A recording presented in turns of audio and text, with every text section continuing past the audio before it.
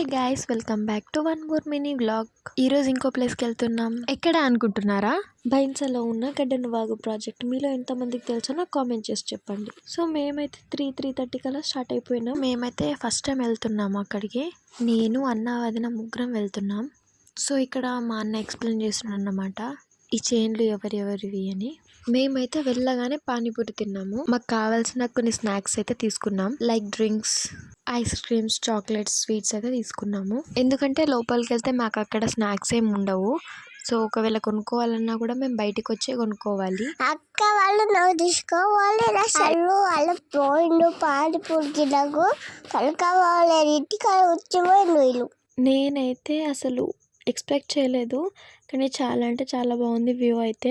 ఈ sunset view మాత్రం మస్తు సూపర్ ఉండే, మస్తు మంచిగా అనిపించింది నాకు అలా చూడగానే. సో నేనైతే ఇక్కడ నుండి మొత్తం బైన్సా వ్యూని క్యాప్చర్ చేశాను. నేను ఇక్కడ గబగబా ఉరుక్కుంటూ వచ్చాను, కింద లోపల ఎంత లోతుందో అని.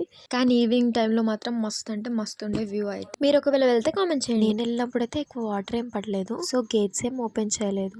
కానీ వాటర్ మాత్రం ఒక గేట్ నుండి కొంచెం కొంచెం లీక్ అవుతూనే ఉన్నాయి.